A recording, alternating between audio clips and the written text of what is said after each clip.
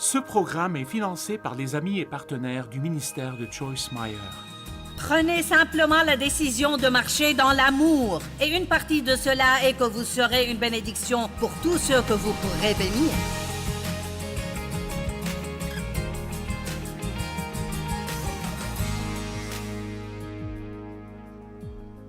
« 2 Corinthiens 3,18 Nous tous, qui sans voile sur le visage, contemplons comme dans un miroir la gloire du Seigneur, nous sommes transformés,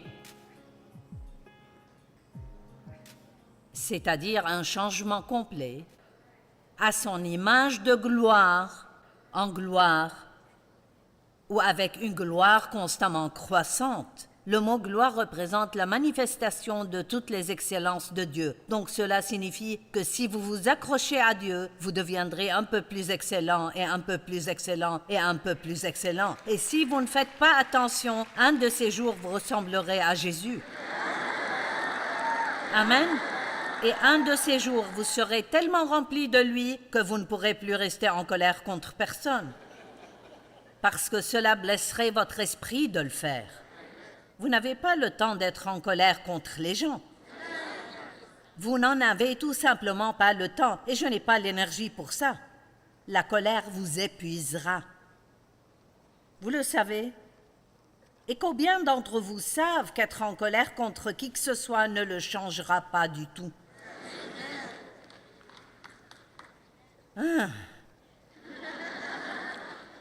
Romains 12, 2 dit « Ne vous conformez pas au monde actuel, mais soyez transformés, complètement changés, par le renouvellement de l'intelligence. » Maintenant, je vais vous dire un secret. Si vous comprenez cela, ça va vous aider. C'est quelque chose que Dieu m'a appris à faire bien avant qu'un prédicateur ne me l'apprenne. Et ça vient du livre « Le pouvoir secret de prononcer la parole de Dieu à voix haute ». Très bien. Ne lisez pas la Bible au hasard. C'est bien si vous voulez lire la Bible en entier chaque année, mais vous devez vraiment l'étudier comme un cours universitaire. Si vous avez du mal à pardonner aux gens, faites un peu de travail. Mon Dieu, c'est si facile aujourd'hui. C'est tellement plus facile qu'il y a 40 ans quand j'ai commencé. Vous auriez dû voir ce qu'il fallait faire pour rédiger un message il y a 40 ans. Maintenant, vous allez simplement sur Internet et vous dites « Donne-moi toutes les écritures sur le pardon » et les voilà. Je suggérerais et je suggère simplement que si vous voulez simplement les taper ou les copier, vous pouvez le faire, mais je pense que c'est bien d'écrire les choses à la main. Achetez-vous un cahier et écrivez des choses. Ça prend du temps pour le faire, mais vous l'internalisez. Alors écrivez tous ces versets et puis vous vous décidez que vous voulez être une personne aimante. Vous ne voulez pas vous mettre rapidement en colère ni rester en colère contre les gens. Combien d'entre vous veulent ça? Voulez-vous cela? D'accord. Je m'apprête à vous dire comment vous pourrez l'obtenir. Cela n'arrivera pas parce que vous demandez une prière et vous demandez à un prédicateur de vous imposer les mains. Vous pouvez le faire, mais vous devrez prendre une décision et vous devrez faire du travail. Vous devrez faire des efforts parce que c'est quelque chose que vous devez faire exprès. Combien d'entre vous veulent devenir bons dans le pardon? Vous voulez pouvoir dire « Paf, je ne reste pas en colère contre toi, je ne perdrai pas mon temps. » Parce qu'en réalité, si quelqu'un vous offense, il offense en fait Dieu. Jésus a dit, s'il vous rejette, il me rejette. Il le prend personnellement lorsque les gens vous maltraitent. Et si vous les confiez à Dieu et vous priez pour eux, Dieu s'en occupera et renversera la situation. Et Isaïe 61 dit, au lieu de la honte, vous aurez une double part.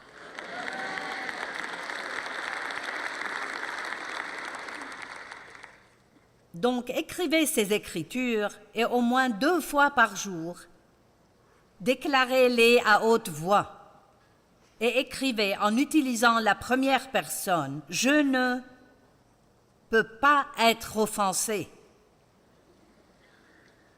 Je pardonne rapidement. Je ne me mets pas facilement en colère. » et après chacune de ces choses, écrivez le verset d'où vous avez tiré cela. Ça vous aidera à renouveler votre esprit. Nous ne pouvons pas agir comme il faut tant que nous ne pensons pas comme il faut. Le problème est là. Quand vous commencez à penser correctement, là où va l'esprit, l'homme suit. Votre comportement suivra une pensée juste, mais il suivra également une pensée erronée. C'est pourquoi, si vous restez assis toute la journée et vous pensez à ce qu'une personne vous a fait d'injuste, Et vous en parlez à tous ceux qui vous écouteront. je peux vous le dire, vous ne finirez pas de les détester. Vous ne pouvez pas en finir. Dans l'économie divine, il faut d'abord croire avant de voir. Considérez-vous mort au péché. Cela signifie penser que vous êtes mort au péché. Je suis mort au péché. Je vous donne aujourd'hui un grand secret sur la façon d'avoir la victoire sur n'importe quel péché dans votre vie. Si vous souffrez d'un trouble de l'alimentation, ne dites pas 20 fois par jour « J'ai un trouble de l'alimentation, j'ai un trouble de l'alimentation ». Mais commencez à confesser « Je n'ai pas de trouble de l'alimentation ». Je suis plus que vainqueur, celui qui est en moi est plus grand que celui qui est dans le monde. Allez.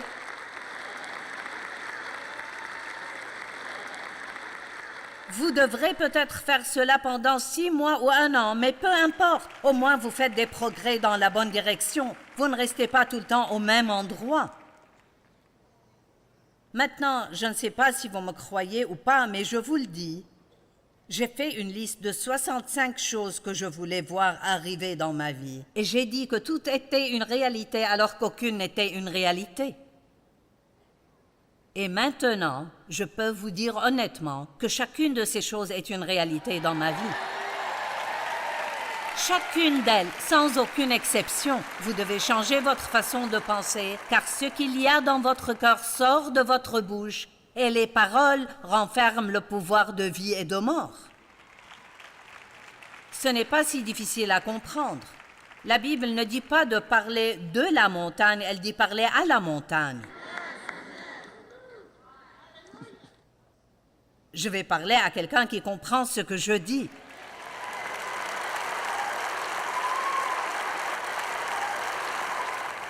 Donc, vous prenez tout ce qui vous garde sous chaîne, une habitude, un problème dans votre vie, disons la jalousie, ou vous avez un problème d'envie ou d'orgueil, ou autre chose. Nous ne pourrons jamais compter tous les problèmes, mais quel que soit votre problème, prenez la parole comme médecine dans ce domaine. Si j'ai mal à la tête, je ne me mets pas de pansement sur la tête.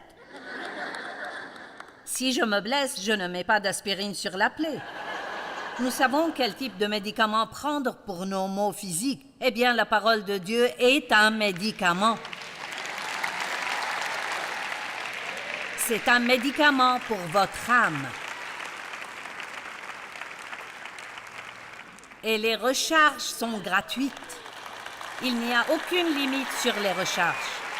Le docteur Jésus dit que vous pouvez en prendre jusqu'à ce que vous soyez complètement rétabli. Allez. Mais laissez-moi vous dire, vous ne pouvez pas être paresseux et remporter la victoire. Vous ne pouvez pas juste continuer à espérer que quelqu'un, quelque part, dise quelque chose qui vous libérera. Vous devez faire quelque chose. Vous devez faire du travail et des efforts. La mesure de la pensée que vous donnez à la vérité que vous entendez est la mesure de la vertu qui est la puissance qu'on utilisera pour vous.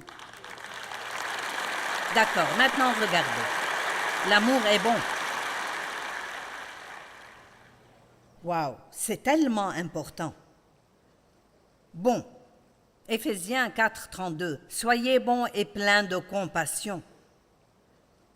J'aime les Écritures qui disent « Et Jésus a été rempli de compassion ». Quand vous avez de la compassion, ça vous fait agir. Ce n'est pas de la pitié. Vous pouvez avoir pitié de quelqu'un et ne jamais rien faire pour lui, mais si vous avez une véritable compassion née de l'amour, elle vous poussera à aider quelqu'un.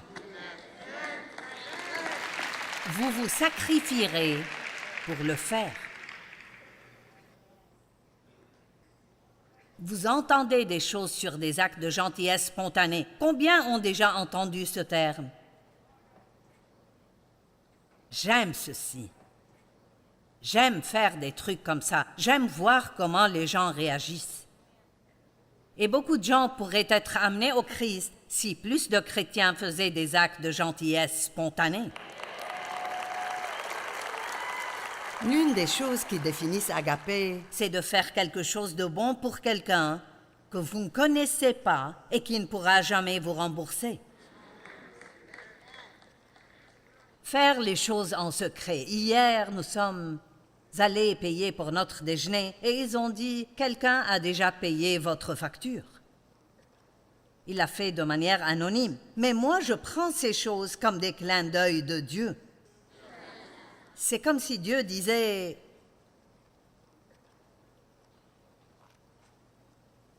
Je suis là. Je m'occupe de toi. » Juste un petit quelque chose pour me faire savoir qu'il est là. Vous dites, bien sûr, des gens paieraient pour votre déjeuner, tu es célèbre, vous savez. Non, je paye pour le déjeuner des gens que je ne connais pas et ils ne savent jamais que je l'ai fait. Parfois, je vois un jeune couple avec 4 ou 5 enfants en train de manger. Et je me souviens de l'époque où Dave et moi ne pouvions manger au restaurant qu'une fois par an. Peut-être que vous devez vous rappeler d'où vous venez et commencer à aider les gens qui sont toujours là où vous étiez. Amen.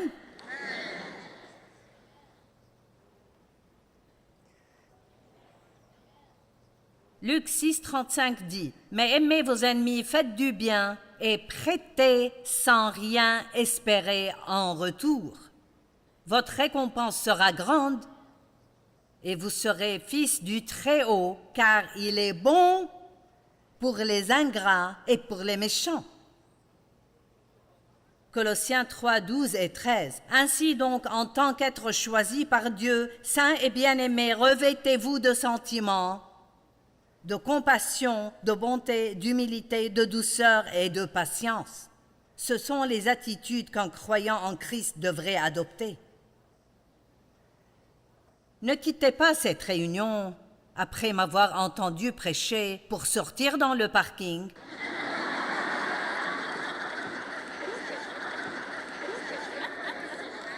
et donner un mauvais signe à quelqu'un.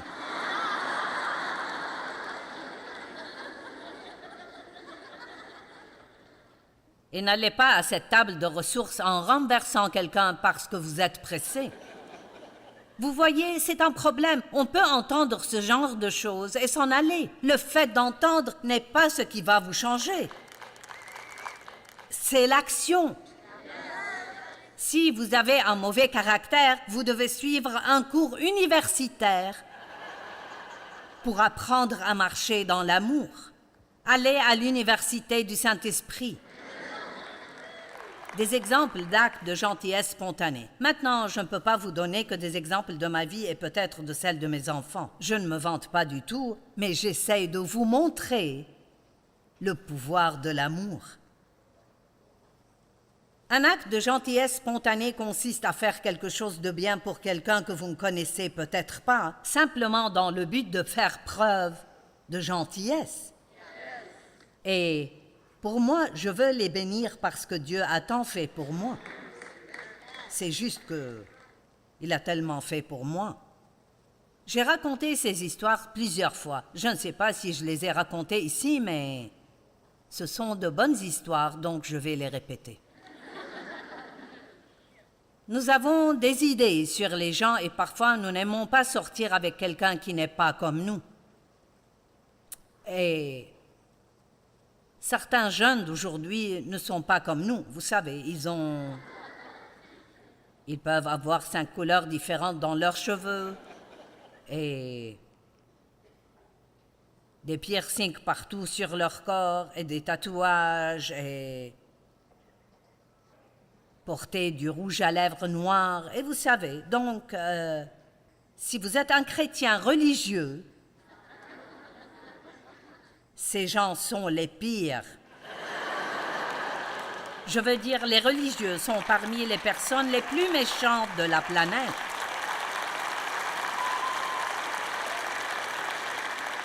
Ils sont comme les pharisiens. Vous ne pouvez absolument rien faire de bien. Ils trouveront toujours à redire.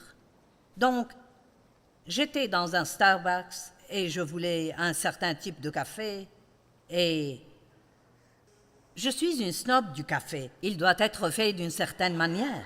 Et elle a dit, « Oh, laissez-moi vous préparer une tasse de café avec cette nouvelle presse que nous avons. » J'ai dit, « Ah, je n'aime pas trop les presses. » Elle a dit, « Non, laisse-moi t'en faire un. » Et elle a dit, « Si tu ne l'aimes pas, je te ferai tout ce que tu veux. » Eh bien, ses cheveux partaient dans toutes les directions et chaque mèche était d'une couleur différente.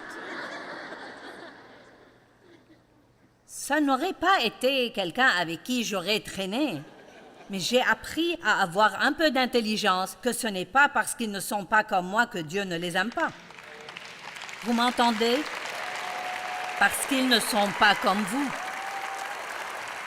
Et certains d'entre vous ont une attitude à l'égard des tatouages. Savez-vous que la Bible dit, dans l'Ancien Testament, que les gens se faisaient tatouer sur le corps « J'appartiens au Seigneur ». Oh, eh bien... Wow, je pense juste que c'est mauvais. Mais je suis sur le point d'en avoir un.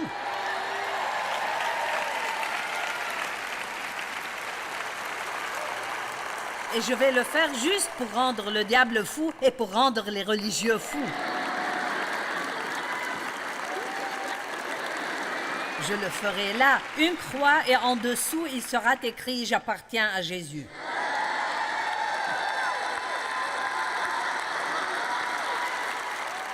Et ne m'écrivez pas pour me dire à quel point vous pensez que c'est mauvais, parce que je n'ai pas besoin de votre permission.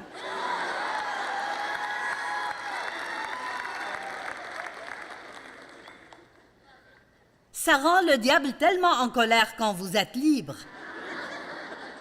Eh bien, je n'ai jamais rien entendu de pareil. Nous ne reviendrons pas cet après-midi, cette femme est folle. Tu t'imagines ceci? 78 ans et elle va se faire tatouer?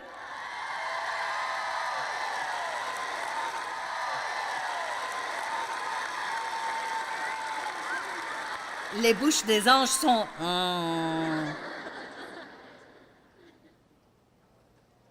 De toute façon, cette fille avait des tatouages partout, elle avait la langue percée, elle s'est fait percer les sourcils et...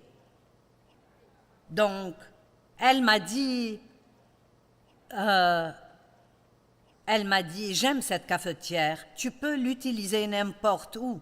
Elle a dit, je vais économiser mon argent pour pouvoir en acheter une. C'est une question de temps. Eh bien, elle coûtait environ $100, alors elle m'a préparé un café et c'était vraiment bon. Et alors j'ai commencé à m'éloigner.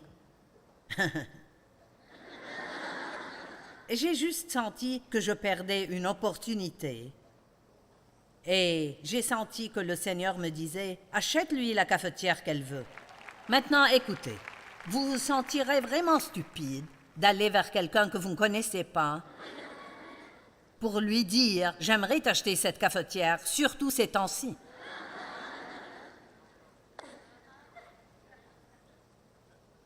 Alors... j'ai marché un peu et j'ai repris mes esprits. Et je suis revenue, je l'ai appelé et je lui ai dit, « Écoute, je veux juste te bénir, je veux t'acheter une de ces cafetières. » Et donc je lui ai donné $110. Et elle dit, « Mais, non, qu'est-ce que c'est Et elle s'est mise à pleurer. Et... bien sûr, j'ai voulu partir de là aussi vite que possible. Voici l'argent, j'ai obéi à Dieu, je suis partie. mission accomplie. Eh bien, et des choses comme celle-ci n'arrivent pas par hasard. Donc, 2 heures plus tard, et j'étais aux toilettes dans un autre magasin. Et comme j'entrais aux toilettes, elle sortait de là. Et elle m'a regardée, voilà l'effet que ça peut avoir sur les gens. Elle m'a regardée et m'a dit, « Pourquoi es-tu la personne la plus gentille au monde? » Ce qui, évidemment, est faux, mais... Personne ne lui avait jamais montré ce genre de gentillesse. Savez-vous combien de personnes dans le monde n'ont jamais vu la gentillesse? Aucune fois. Personne ne les a jamais vraiment aimés. Le monde est plein de gens que personne n'a jamais aimés. Et vous avez l'amour de Dieu en vous. Vous avez la capacité de changer la vie des gens.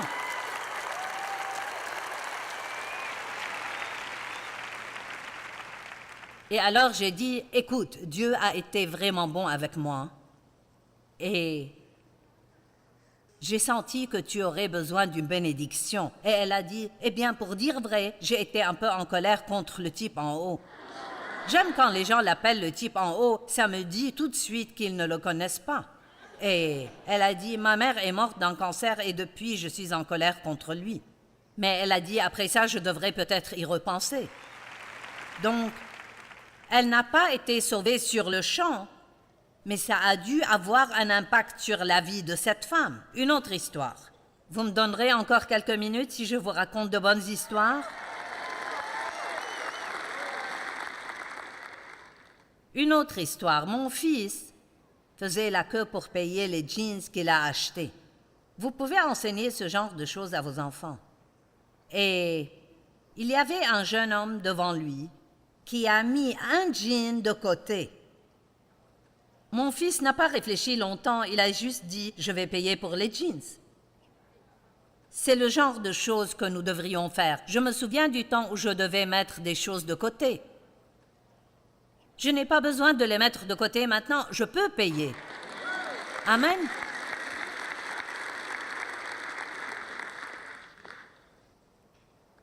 Ma fille fait ce genre de choses tout le temps. Et donc, si elle est à l'épicerie et quelqu'un se rend compte qu'il a plus que ce qu'il peut se permettre et commence à essayer d'enlever des articles, je suis passée par là. Elle dit, non, non, je paye la facture, donnez-les lui. Pourquoi pensez-vous que Dieu vous bénit? Ce n'est pas simplement pour que vous soyez bénis, il vous bénit pour que vous puissiez être une bénédiction pour les autres.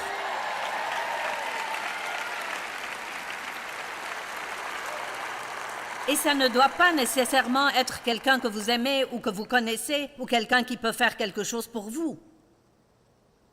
C'est encore mieux si c'est quelqu'un que vous ne connaissez pas. Puis une histoire après l'autre, après l'autre. Nous étions dans un restaurant cette année et tout le monde manquait de main-d'œuvre. Et nous avons donc dû attendre très longtemps avant même d'avoir un verre d'eau.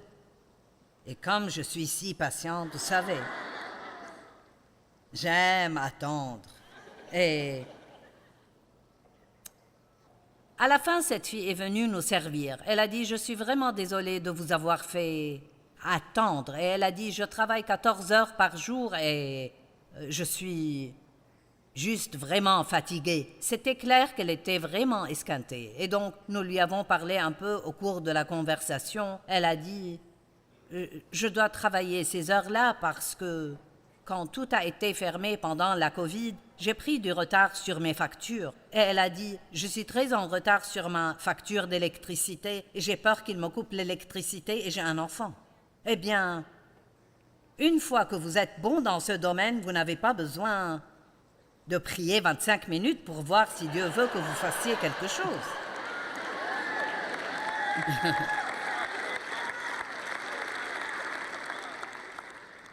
Donc, nous lui avons laissé un pourboire de $100, mais ce n'était pas ce que Dieu voulait. Nous sommes partis et sur le chemin du retour, j'ai dit, « Dave, nous devons payer sa facture. » Donc, nous étions déjà presque à la maison et j'allais envoyer un de mes employés le lendemain pour le faire parce que je me sentais stupide. Et Dieu a dit, non, tu le feras toi-même. D'accord. Alors j'y suis retournée et elle n'y était pas. Mais j'ai dit à la fille, à l'hôtesse, j'ai dit, je l'ai en quelque sorte décrite et elle a dit, oh oui, je sais qui elle est et je sais aussi qui tu es. Et j'ai dit, d'accord, j'ai besoin de ton aide. Elle m'a dit que son électricité pourrait être coupée et je voudrais payer sa facture d'électricité. Peux-tu lui donner cette adresse électronique? Je lui ai donné l'adresse de ma fille et j'ai dit, dis-lui que si elle envoie la facture à ma fille, nous la payerons. Eh bien, elle l'a fait et nous avons payé. Et je ne l'ai pas revue depuis. Mais je vais vous dire une chose qui s'est produite. Cette hôtesse sait que je ne suis pas hypocrite. Que je ne prêche pas juste quelque chose que je n'aime pas. Maintenant, je n'essaie pas de dire « Oh, je suis tellement bonne » parce que vous savez où j'ai commencé il y a 40 ans? Quand Dieu me mettait sur le cœur de donner 10 $ à quelqu'un, je ne voulais pas lui donner 10 $, je voulais garder mes 10 $. Et je disais « Dieu, si c'est vraiment toi, allez, vous êtes passé par là, si c'est vraiment toi... » Vous savez, nous voulons que des anges apparaissent et 3 prophéties et 4 confirmations pour donner 5 $. Si c'est vraiment toi, je le ferai. Et vous savez ce que le Seigneur a dit? Même si ce n'est pas vraiment moi, je ne serai pas en colère contre toi si tu bénis quelqu'un. Vous n'êtes pas obligé d'avoir une réunion de prière chaque fois que vous voulez bénir quelqu'un. Prenez simplement la décision de marcher dans l'amour. Et une partie de cela est que vous serez une bénédiction pour tous ceux que vous pourrez bénir.